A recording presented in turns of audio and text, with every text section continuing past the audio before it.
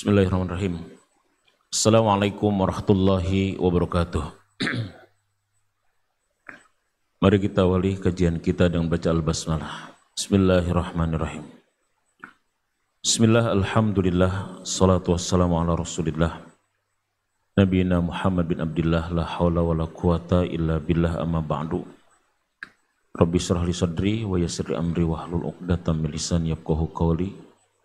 Rabbana arinal haqqa haqqan warzuqna ittiba'ah wa arinal batila batila warzuqna ijtinabah.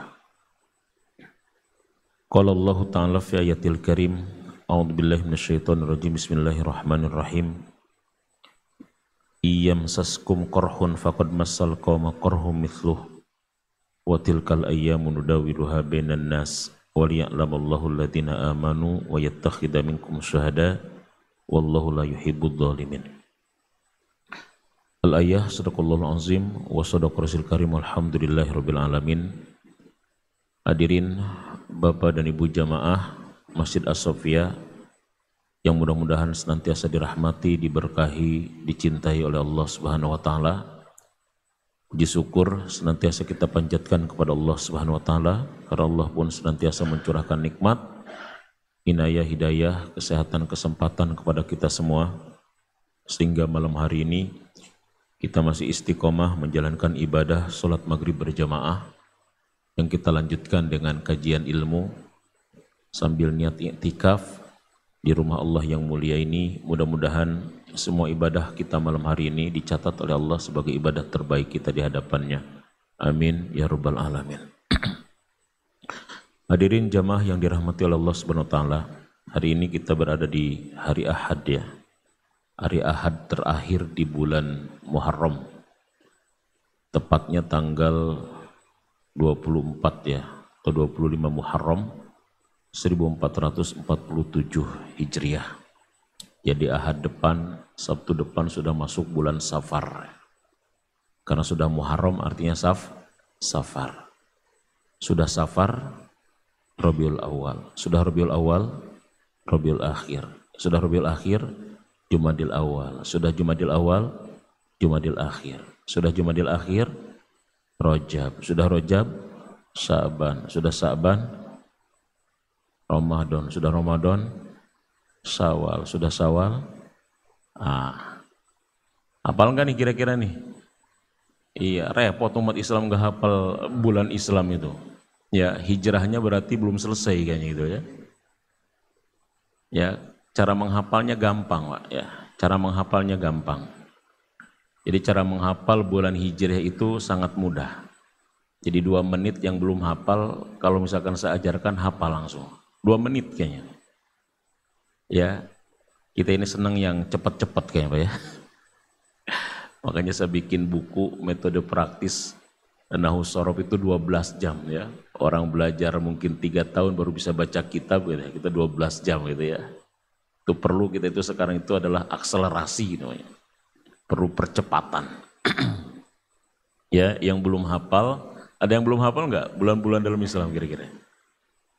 Ada yang belum hafal enggak kira-kira ini? Iya, jangan malu-malu. Kalau belum hafal saya ajarin 2 menit langsung hafal. Perlu enggak disampaikan kira-kira? Ya. Ya. Ya, jadi kalau yang belum hafal sama sekali 2 menit insya Allah hafal. Ya. Jadi yang 12 bulan itu, cara ngapalnya gini Pak, yang belum hafal aja, yang udah hafal makan udahlah. Cara ngapalnya itu gini, kita itu punya tetangga, bapak ibu punya tetangga 6 orang. 3 tetangga kita sebelah kanan, 3 tetangga sebelah kiri. Ada berapa tetangganya Pak? Ada 6. Ngapalin 6 gampang kan Pak? Tetangga punya tetangga, bapak anggap punya tetangga 6 orang. 3 sebelah kanan, 3 lagi sebelah kanan bapak, nama tetangganya Musa, Roro, Juju. Siapa nama tetangganya Pak? Musa, Roro, Juju. Sebelah kiri nama tetangganya adalah Rasha, Dudu. Siapa sebelah kirinya? Rasha, Dudu.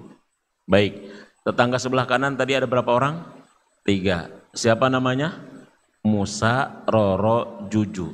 Sebelah kiri ada berapa tetangganya? Siapa namanya?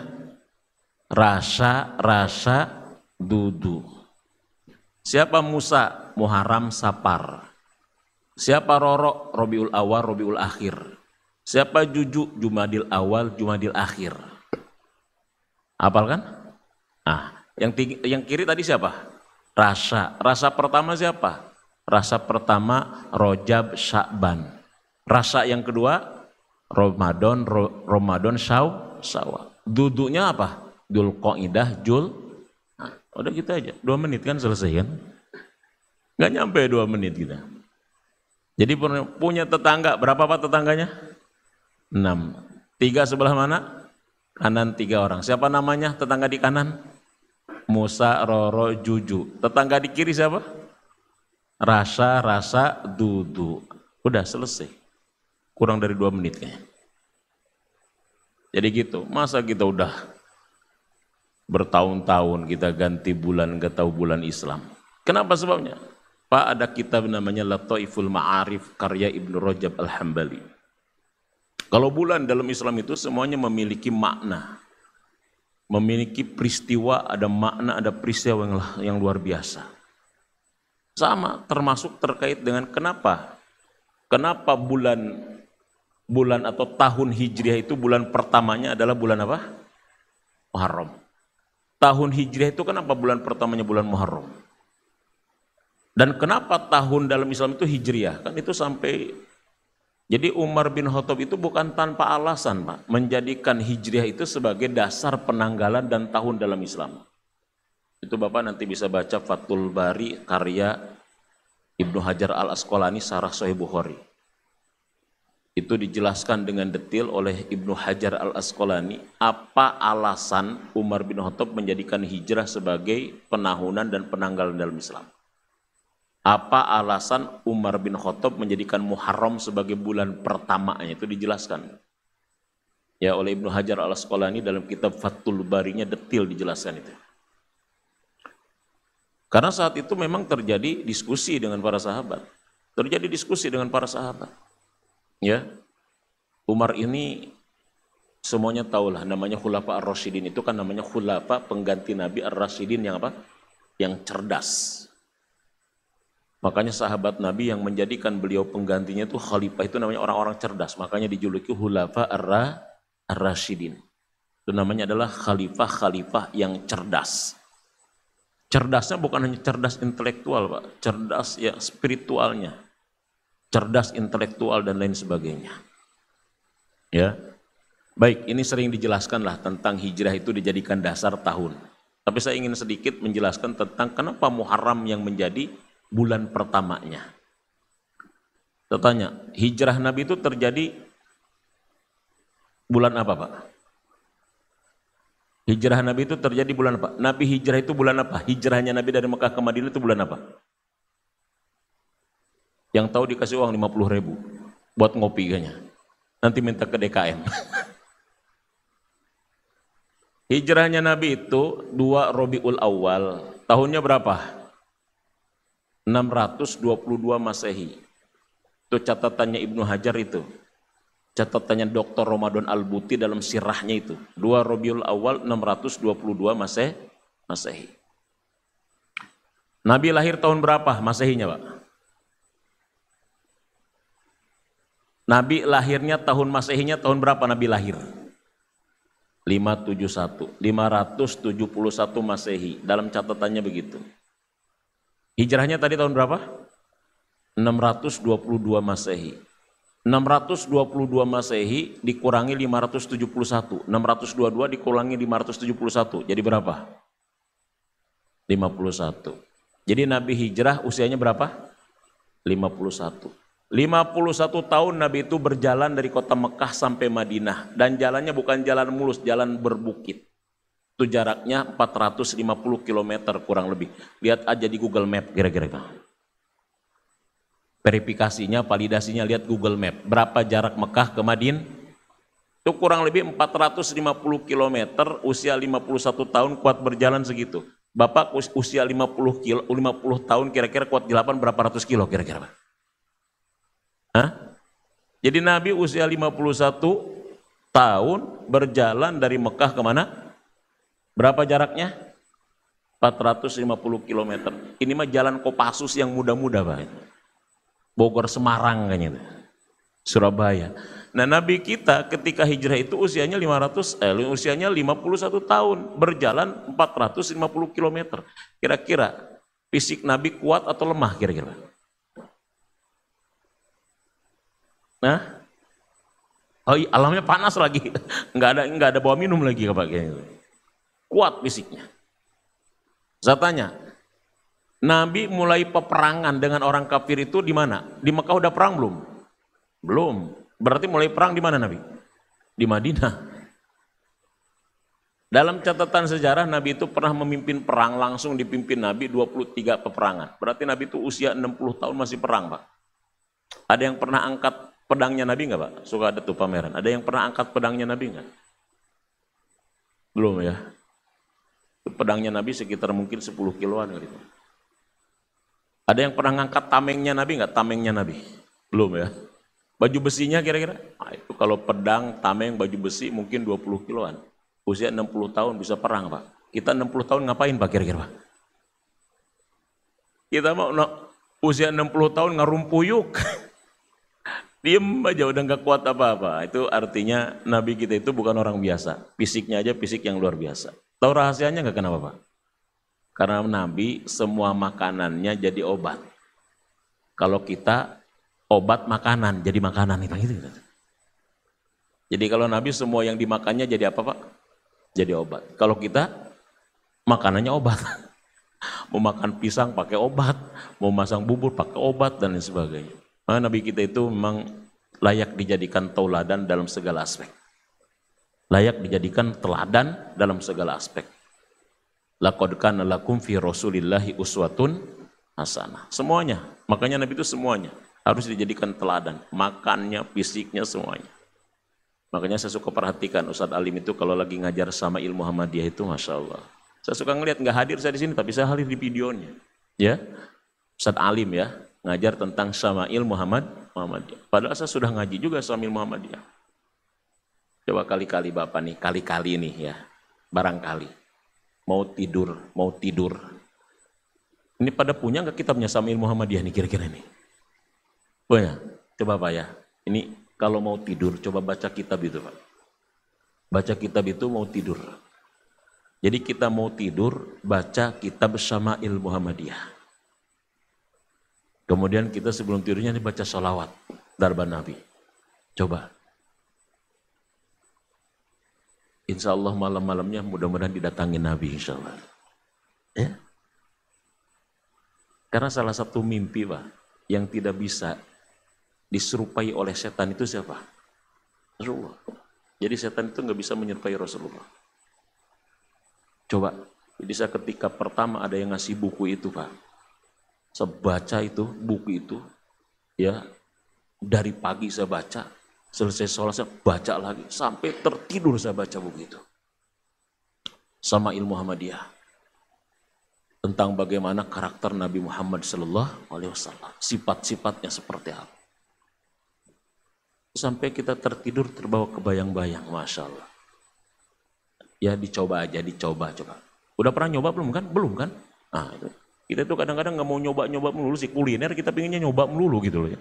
Bab ini kayaknya nggak mau nyobanya. Coba sekarang, ya mau tidur baca Syama'il Muhammadiyah. Jadi bacaan terakhir yang terekam di memori kita Syama'il Muhammadiyah. Insya Allah mudah-mudahan didatangi oleh Rasulullah SAW dalam tidur Bapak semuanya. Amin ya Rabbal. Pingin nggak kira-kira mimpi dengan Rasul Pak? Kira-kira? Iya. Nggak ada hayalan terbaik kata Habib Umar Pak. Selain kita bertemu dengan siapa? Kita mengayalnya bertemu dengan mantan CLBK namanya gitu. Nggak ada hayalan terbaik dalam hidup ini selain kita bertemu dan didatangi oleh Rasulullah Sallallahu Alaihi Wasallam. Karena kata Rasulullah sendiri, barang siapa yang melihat aku dalam tidurnya, sama dengan dia bertemu aku di dalam dunia nyatanya gitu. Jadi bertemu Rasul di dalam mimpi, dalam tidur, sama dengan kita ketemu Rasul di dunia nyatanya. Itu kata Rasulullah sendiri. Jadi kali-kali coba ngayal itu pingin ketemu siapa? Rasulullah. Ini ngayal pingin ketemu mantan. Ujung-ujung celebek nantinya. Ada celebek ribut nantinya repot. ngayalnya pingin ketemu siapa? Rasulullah Sallallahu Alaihi Wasallam. Nah, jadi ini sedikit aja gitu ya, karena sering dijelasin sama Ustadz Alim ya. Saya suka lihat ya, jadi Ustadz Alim sekian ini saya suka ngelihat itunya videonya. Jadi walaupun nggak ngaji, saya di sini saya lihat videonya. Nah, inilah era digital itu kayak gitu. Nah hadirin jamaah yang dirahmati oleh Allah Subhanahu Wa Taala. Jadi sebelum kita masuk ke materi kita, manusia dalam lintasan atau tinjauan waktu, saya ingin menjelaskan dulu. Karena kita berada di minggu terakhir di bulan Muharram. Kita kadang-kadang suka lupa, ya ingatnya pas pertama doang. Padahal kita masih bulan Muharram. Muharram itu masih bulan yang dimuliakan, Pak. Jadi Muharram itu kan kalau dalam bahasa Arab kan ya, kalau kaitannya dengan waktu artinya yang dimuliakan. Kalau kaitannya dengan makanan, Muharram itu artinya yang diharamkan. Makanya Muharram itu kan analisisnya bisa 4. Bisa masdar mim, bisa maf'ul, isim maf'ul, bisa isim zaman, bisa isim makan. Itu bisa 4 tuh Muharram itu. Tapi karena kaitannya dengan bulan, maka dia adalah merupakan zaman atau maf'ul. Artinya yang dimuliakan. Jadi bulan Muharram berarti bulan yang dimuliakan. Nah, kita berada di bulan terakhir atau di hari minggu terakhir di bulan yang dimuliakan. Sebelum masuk saya ingin jelaskan, kenapa Muharram ini dijadikan sebagai bulan pertama dalam tahun Hijriah. Kenapa? Pertama, ketika Utsman menyodorkan pendapatnya, dia mengatakan satu, alasannya Muharram itu bulan mulia. Satu itu. Jadi ada yang mengajukan Rajab bulan pertamanya, ada yang mengajukan Ramadan bulan pertamanya. Tapi Utsman bin Affan mengajukan agar dijadikan Muharram sebagai bulan pertama dalam tahun Hijriah. Nah kemudian Umar menyetujui. Tapi Umar minta alasan. Apa alasannya? Satu alasannya kata siapa? Kata Utsman bin Affan. Dia adalah masuk bulan haram. Bulan mulia. Yang kedua, alasan Muharram dijadikan bulan pertama dalam tahun Hijriah adalah bulan di mana umat Islam baru selesai menunaikan ibadah haji. Kembali ke kampungnya dan ke negerinya masing-masing, dan ini adalah momentum yang tepat untuk melakukan perubahan, perbaikan. Makanya inilah dijadikan alasan oleh Umar bin Khattab kenapa hijrah jadi dasar penahunan dalam Islam, karena spirit hijrah itu spirit perbaikan, spirit perubahan. Makanya kalau dalam ilmu mantik, hijrotun itu adalah merupakan lafaz kulli, bukan lafaz juz'i. Jadi lafaz itu dalam kajian mantik itu ada 2. Satu ada namanya lafaz kulli. Lafaz kulli itu artinya lafaz umum. Jadi kata hijrotun itu adalah lafaznya lafaz umum, Pak. Bukan lafaz khusus. Apa maksudnya Ustaz lafaz umum itu? Masuk lafaz umum itu kalau hijrah diterjemahkan harfiahnya perpindahan, kalau hijrah diterjemahkan harfiahnya adalah perubahan, perpindahan ini bukan bermakna khusus perpindahan fisik maksudnya. Tapi makna perpindahan dari kata hijrotun itu bisa perpindahan non fisik. Namanya perubahan, perubahan sikap, perubahan perilaku. Itu hijrah. Jadi hijrotun itu lafaznya lafaz apa tadi? Kulli. Apa lafaz kulli itu? Lafaz yang mengandung makna apa? Umum. Bisa bermakna untuk fisik, bisa bermakna untuk apa? Non fisik. Kalau fisik berarti perpindahan tempat dari satu tempat menuju tempat yang lain, tapi kalau perpindahan non fisik artinya perubahan sikap, perubahan mental, perubahan perilaku. Dan itu maksud Nabi. Al-muhajiru man hajaro manahallahu anhu. Muhajir sejati itu adalah orang yang meninggalkan apa yang dilarang Allah sebelumnya. Dan itu maksud Nabi. Tidak ada hijrah dalam bentuk fisik setelah Fathul Mekah. Jadi setelah Fathul Mekah itu nggak ada hijrah lagi dalam bentuk fisik. Jadi kalau misalkan kaum muslimin di Madinah diserang, nggak boleh hijrah lagi ke Mekah. Atau hijrah lagi ke Sam. Kalau misalkan sudah hijrah, diserang, lawan. Makanya salah besar kalau misalkan ada yang berfatwa, umat Islam di Gaza, di Palestina, ngapain sih bertahan? diserang, dibombardir oleh Zionis, harusnya mereka apa katanya? Hijrah. Ini nggak paham makna hijrah berarti kan, dan nggak paham sejarah hijrah. Seandainya fatwa hijrah bagi warga Palestina itu ada ketika kita sebelum merdeka tahun 1944. Kira-kira kita punya negara nggak Pak kira-kira Pak? Punya negara nggak kira-kira kita? Rakyat Indonesia dijajah oleh Belanda dan Jepang, ngapain bertahan? Mendingan, waduh, Ustadz Patoni jadi warga Belanda bagian kidul kayaknya gitu loh ya. Nggak ada, untung fatwa itu nggak ada dulu itu. Kalau fatwa itu ada ketika kita dijajah, kita nggak punya negara Pak. Nggak punya negara kita. Kalau fatwa itu ada ketika kita belum merdeka. Tapi apa yang terjadi? Hubbul waton minal iman. Fatwanya cinta tanah air bagian daripada iman. Itu fatwa ulama Nusantara Pak. Kumpul ulama Jawa, Madura semuanya. Ketika disuratin nama siapa? Sama Bung Karno. Kata Bung Karno, tolong berikan pendapat fatwa apa hukum membela tanah air. Bukan membela agama, membela tanah air hukumnya apa? Ulama kita mengeluarkan fatwa hubbul waton minal iman. Membela tanah air, cinta tanah air bagian daripada iman. Karena kita nggak punya tanah air yang nggak bisa ibadah. Muncul hubbul waton minal iman. Membela tanah air adalah bagian daripada iman. Muncul fatwa jihad. Keluar, di situ kita berani melawan penjajah. Bambu runcing, golok mampu mengalahkan tank. Meriam, mereka punya meriam beleduk, kita meriam belina, misalkan gitu ya. Kalah gitu semuanya, akhirnya merdekalah kita sampai saat ini. Itu seandainya fatwa hijrah itu ada, kita nggak mungkin merdeka kayaknya seperti itu. Nah ini pentingnya memahami lafaz. Memahami bahasa itu penting, supaya kita tidak salah nanti menyimpulkan, apalagi kita menyimpulkan dalam terkait dengan masalah hukum. Nah jadi itu Pak, makanya spiritnya spirit apa? Spirit perubahan. Karena Muharram itu adalah bulan perubahan. Hijrah itu bulan perbaikan. Nah disinilah akhirnya penting. Waktu dalam agama kita adalah sarana kita merubah diri. Sarana merubah diri. Kemudian ulama ditanya, apa sebetulnya dari mana kita harus merubah diri? Tadi gitu akhirnya. Nah ternyata perubahan itu dari jiwa kita, dari mental kita, dari hati kita. Surat 13 ayat 11. Jadi kalau ditanya Pak, kalau saya harus berubah dengan kondisi kayak begini, dari mana kita mulai berubah? Itu surat yang ke-13 Ar-Ra'd ayat 11 jawabannya. Perubahan itu dimulai dari anfus.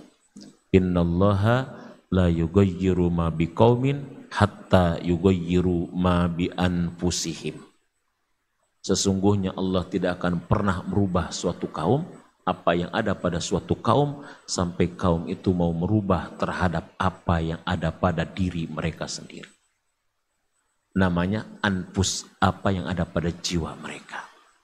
Jadi ayatnya anfus Pak, bukan ajsamihim, tapi anfusihim. Apa itu komponen jiwa? Sedikit aja Pak. Komponen jiwa itu minimal kata ulama 3, kata Imam Ghazali. 1, komponen jiwa itu hati. 2 adalah akal, pikiran.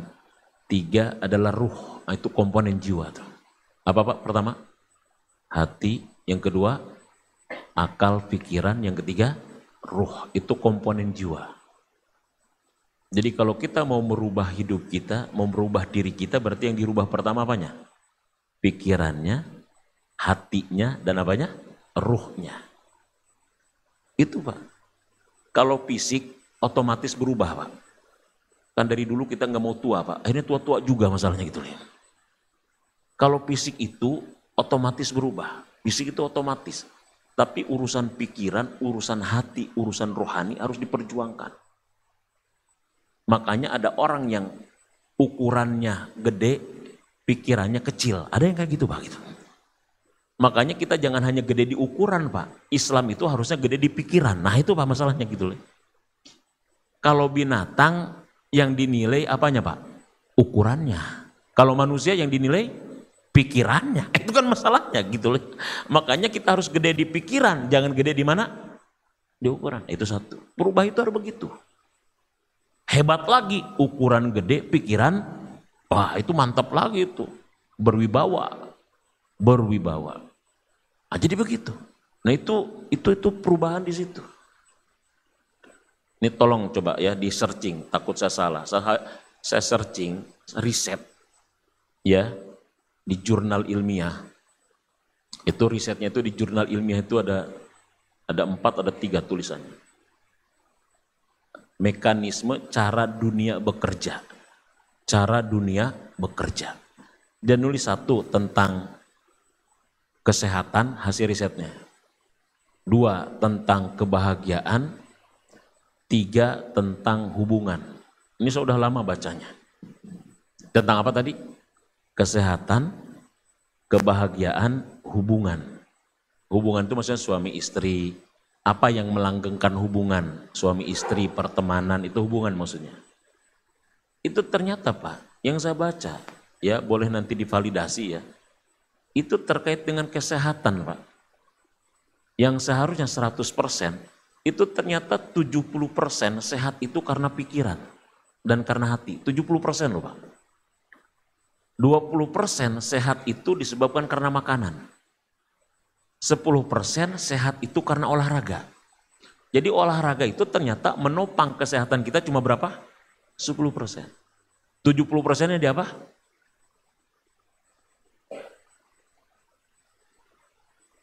Dan saya teliti ternyata saya lihat benar juga. Coba seandainya nih bapak kita ini kan nih yang hadir di saya ini kan rata-rata nih ada yang lolita, lolos 50 tahun kayaknya nih. Ini yang di depan-depan lolita Pak ya? Pak Haji di lolita ya? Lolita, lolos 50. Kalau Ustaz Sukron masih jelita Pak, jelang 50 tahun. Ada lolita, ada jelita. Yang lolita yang sudah lolos 50 tahun, seandainya dia harus sehat dengan mengandalkan olahraga, yang konon kata dokter, konon minimal kita itu sehari melakukan langkah perjalanan itu 10.000 langkah. Jujur, jadi kira-kira sehari 10.000 langkah atau kagak kira? Kagak. Tiap hari olahraga nggak ngelilingin kebun raya kira-kira. Jadi kalau memang benar-benar olahraga menopang kesehatan kita, kita kayaknya sakit semua kayaknya kita. Karena kita tidak memenuhi standar sehat menurut dok. Yang konon sehari kita harus berjalan 10.000 langkah, kita boro-boro. Baru 500 langkah aja udah ngap-ngapan kadang-kadang gitu. Nah, ini kan begitu. Artinya kalau memang benar olahraga itu adalah menjadi penopang dominan terhadap kesehatan kita, kita sakit semua. Karena kita orang-orang yang malas olahraga. Kita ini kan rata-rata kan mager, malas gerak kayaknya. Mager kita ini kadang-kadang.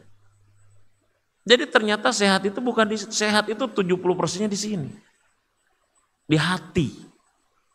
Makanya kalau ada orang yang makanannya bergizi, olahraganya rutin tapi geringan wae Pak. Sakit melulu, jangan-jangan berarti masalahnya di mana Pak? Di pikiran dan di hatinya. Makanya perlu kita ngaji Pak, ngaji tentang masalah apa? Jiwa itu, karena ngaji itu dalam rangka kita menyehatkan jiwa, menyehatkan pikiran. Makanya majelis taklim itu kalau saya menyebutnya namanya UGM Pak. Universitas Gigiran Masjid. UGM, Universitas Gigir itu Pak pinggir masjid di teras-teras gitu majelis taklim. Itu pendidikan jiwa kita. Jadi jangan disepelekan itu. Taklim itu jangan disepelekan Pak. Itu luar biasa. Jadi ternyata 70% karena pikiran dan hati, 20% karena makanan, 10% karena olahraga. Bahagia. Yang kedua bahagia, ini yang saya ingat nih. Kebahagiaan seharusnya ketika kita harus 100% bahagia, ternyata di antara 100 itu dibagi 3, 70% bahagia itu karena bersyukur. Ini karya ilmiah loh Pak. Kalau Bapak mau nggak setuju silahkan neliti ulang Pak, silahkan itu. Riset ulang silahkan. 70% bahagia itu karena bersyukur. 20% bahagia itu karena punya tujuan hidup. Jadi Bapak punya tujuan untuk apa hidup bahagia itu. 10% karena hobi. Jadi hobi itu menopang kebahagiaan cuma berapa? 10%. Tapi kan laki-laki ini kan kadang-kadang hobi yang dikedepankan. Hobinya mancing. Dari pagi sampai sore. Beli umpannya rohto 100.000. Bayar pancingannya 50.000. Beli rokoknya 2 bungkus 50.000. Dari pagi sampai sore pulang-pulang ke rumah bawa bentar doang kayaknya gitu. Bawa ikan kecil, ujung-ujungnya bukan bahagia, ribut sama pemajikan kadang-kadang gitu. Karena nggak sedikit kadang-kadang mengedepankan hobi demi bahagia. Saya tanya ke bapak-bapak nih, ini bapak-bapak ini karena ini laki-laki aja kita. Ibu-ibunya kayak nggak tahu, jarang mancing dia makanya. Ada juga yang mancing keributan kayaknya Pak. Saya tanya, Pak, coba jawab jujur. Orang mancing itu cari ikan atau cari bahagia? Sekali lagi, orang mancing yang dicari apa? Cari ikan atau cari bahagia? Cari bahagia. Karena kalau dia cari ikan 100.000 kasih aja sama istrinya Pak. Ke pasar dia beli nila 3 kilo Pak.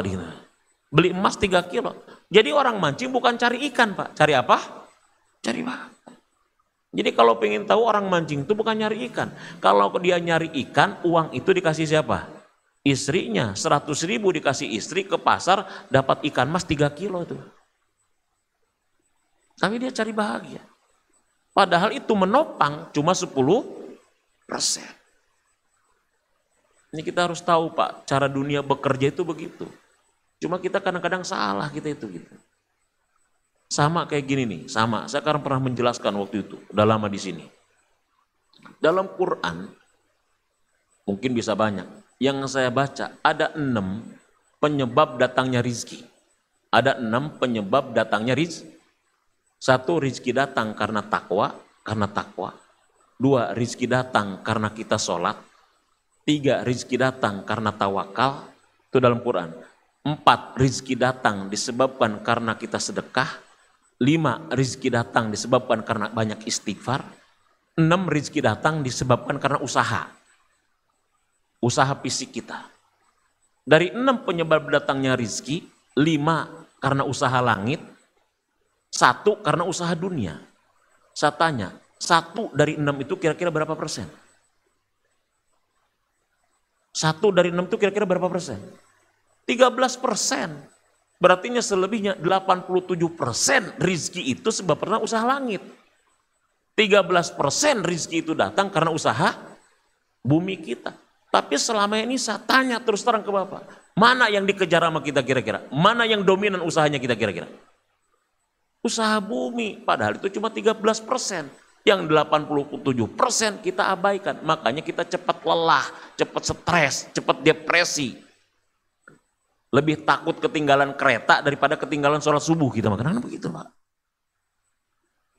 Karena kita nggak tahu bagaimana mekanisme dunia bekerja. Itu masalahnya. Nggak tahu. Saya tanya kira-kira dunia ini yang menciptakan siapa? Saya tanya dulu. Siapa yang menciptakan? Iya Allah. Nah kita ini kadang-kadang nggak tahu bagaimana cara Allah menjalankan dunia ini gitu. Kenapa? Karena kita terlalu materialistik. Nggak mau merujuk kepada agama ini, nggak mau merujuk kepada Quran dan lain sebagainya. Jadi sebetulnya pelajaran hijrah itu adalah semangat spiritnya, spirit perbaikan, perubahan. Nah perubahan dan perbaikan itu harusnya dimulai dari apa? Dari jiwa kita, hati kita, akal kita, ruhiyah kita.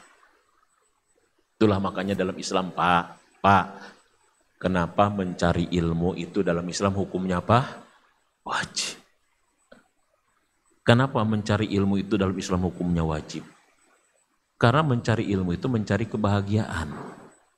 Mencari ilmu itu mencari keselamatan. Itu pada prinsipnya. Nah jadi ini sedikit ya bahwa hijrah dijadikan dasar tahun Muharram sebagai bulan pertamanya. Ada makna tersirat, spirit perubahan dan perbaikan. Nah bagi kita umat Islam, ya ini baru prolog kita gitu, udah jam 7 kayaknya nih. Belum masuk ke materinya ini kita. Karena materinya tadi udah disampaikan, manusia dalam tinjauan waktu kayaknya. Udah waktunya udah lewat kita ini. Ya. Jam berapa Ustadz Pak Tony? 19:07 ya. Ya. Nah jadi kenapa kita penting melihat tentang waktu ini? Kita semua sudah tahu, Pak, waktu itu adalah satu nikmat yang sering menyebabkan kebanyakan manusia itu lupa, abai. Bahasa hadisnya apa namanya? Tertipu. Tertipu. Dan ayatnya mengatakan begitu, innal insana lafi husrin. Itu harus percaya kita kepada Quran, Pak. Sesungguhnya manusia itu berada dalam kerugian.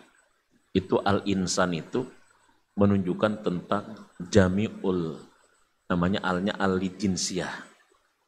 Al-jinsiyah, al-istigrok, ya, ala jami'i afrodihi, ya, ala jamil afrodihi. Jadi dia menunjukkan tentang keseluruhan dari diri manusia itu berada dalam kerugian. Nah, apa salah satu yang menyebabkan manusia rugi? Karena manusia itu tidak mampu memanfaatkan waktu. Jadi ada 3 model manusia dalam tinjauan waktu, dalam lintasan waktu. 1, ada namanya manusia yang selamat, beruntung, sukses, bahagia dengan dikasih waktu. Itu model pertama, manusia yang selamat, manusia beruntung, manusia yang bahagia dengan diberikannya apa? Waktu. Itu 1. 2, ada manusia yang rugi, yang tertipu dengan diberikannya waktu. 3, ada manusia yang binasa, celaka dengan diberikannya waktu. Jadi semuanya sama-sama sama Allah dikasih waktu, Pak. Ulama, kita, presiden, rakyat, semua dikasih waktu sehari 24 jam, seminggu 7 hari, sebulan 30 hari, setahun 365 hari. Orang dulu dikasih waktu segitu, orang sekarang juga dikasih waktu segitu. Nabi, sahabat, dan juga para ulama dulu dikasih waktunya sama dengan kita sekarang. Jadi waktu yang Allah kasih kepada umat terdahulu dengan waktu yang Allah kasih kepada umat sekarang sama enggak? Sama. Tapi dari waktu yang dikasih melahirkan 3 model manusia dalam tinjauan waktu. 1, model manusia beruntung, sukses, bahagia, selamat. 2, model manusia rugi dan tertipu. 3, model manusia binasa, celaka. Dalam bahasa hadisnya mal'unun, terlaknat. Kita mau masuk model yang mana, Pak, kira-kira? Model yang pertama. Kalau kita sudah masuk model yang pertama, otomatis kita selamat dari yang kedua dan ketiga, otomatis. Tapi kalau kita tidak masuk model yang pertama, maka di antara 2, kalau nggak rugi apa? Celaka, binasa. Itu masalahnya. Nah, inilah Allah kemudian ngasih kita pedoman, wal asr, demi waktu. Asar di sini kata Imam Qurtubi ada 3, Pak. 1, ada waktu dalam pengertian umum. 2, ada waktu dalam pengertian khusus namanya waktu asar. 3, ada waktu yang dimaksud adalah waktu Rasulullah. Namanya ahdun Nabi, masa Nabi. Nah, saya ingin bahas waktu dalam pengertian umum dulu, Pak. Ini sedikit aja karena waktunya tinggal 10 menit. 7 menit ya. Hah? 10 menit. Ya. Dikit aja. Ini pertama jawabannya gini.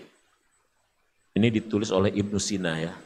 Kenapa dia ketika menjelaskan hadis Nabi tentang 2 nikmat yang sering menipu manusia, sehat dan waktu luang. Kata dia, kenapa manusia sering tertipu dengan waktu luang? Jawaban pertama adalah karena manusia pada prinsipnya tidak memahami hakikat waktu. Kita tidak memahami tentang esensi waktu. Makanya kita, kalau kita belajar filsafat ilmu, Pak, filsafat ilmu dulu, yang namanya filsafat ilmu itu kan 1, kita bicara tentang ontologi. Ontologi itu bicara tentang hakikat. Jadi gini, misalkan, kalau saya tanya ke bapak-bapak, Pak, apa yang disebut dengan ada? Kan gitu. Karena kita terlalu materialistik, karena kita terlalu materialistik. Atau kalau saya pertanyaan sederhana, apa bedanya wujud nyata dengan realita?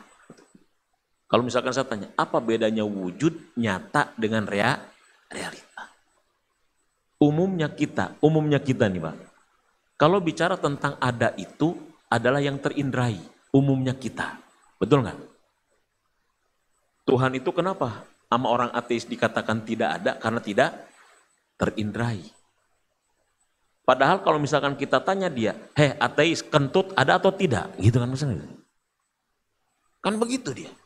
Karena bagi dia yang namanya ada itu kaitannya dengan panca indera. Bisa dilihat, bisa diraba, bisa dicium, bisa dipegang. Itu bagi dia kan begitu, ada itu. Tapi kan bagi kita yang namanya ada itu tidak mesti yang terwujud. Ada yang fisik, ada yang metafisik. Kan bahagia itu ada, tapi kan kita nggak kelihatan. Cinta itu ada, tapi kan nggak kelihatan. Pikiran itu ada, tapi kan nggak kelihatan. Nah sama, terkait dengan waktu. Waktu itu adalah apa? Waktu itu kalau kita ingin tahu hakikatnya, kata Ibnu Sina apa? Waktu itu adalah kadar gerak. Jadi waktu itu kadar gerak. Dari masa lampau menuju masa depan. 1446 Hijriah bergerak sampai ke 1447. 1447 bergerak kemana? 1440. Terus ini namanya waktu bergerak. Itu waktu. Gerak itu menunjukkan adanya aktivitas. Aktivitas itu dalam bahasa Arabnya namanya amal. Amal itu harus dibingkai dengan kesolehan. Maka pertama, kata Ibnu Sina, waktu itu adalah amal soleh sebetulnya. Tidak ada waktu kecuali untuk beramal soleh. Makanya kalau Barat punya moto hidup time is money, waktu adalah uang. Kalau kita punya hidup harusnya time is amal soleh. Waktu itu adalah untuk beramal soleh.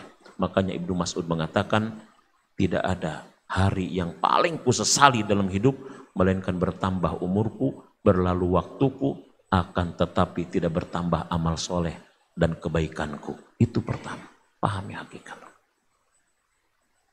Jadi begitu Pak, selalu deh to be continue-nya itulah. Iya, itu kalau kajian habis maghrib itu kalau lagi seru-seru emang begitu memang kita. Itu tandanya kita betah dalam ilmu. Ya, tandanya kita betah dalam ilmu, betah dalam majelis. Tuh pahami tentang hakikat itu. Insyaallah nanti hal yang lainnya bisa kita lanjutkan. Tentang iman, tentang amal soleh dan lain sebagainya. Itu barangkali yang bisa disampaikan. Mudah-mudahan ada manfaatnya bagi kita semua. Yang benar dari Allah Subhanahu Wa Taala, yang salah semata-mata kekeliruan sendiri. Mudah-mudahan Allah berikan kita keistiqomahan, kekuatan untuk selalu beramal soleh dan senantiasa melakukan ketaatan kepada Allah Subhanahu Wa Taala. Mari kita tutup dengan hamdalah dan kafaratul majlis. Alhamdulillahirabbil alamin. Subhanakallahumma rabbana wa bihamdika asyhadu an la ilaha illa anta astaghfiruka wa atubu ilaik. Assalamualaikum warahmatullahi wabarakatuh.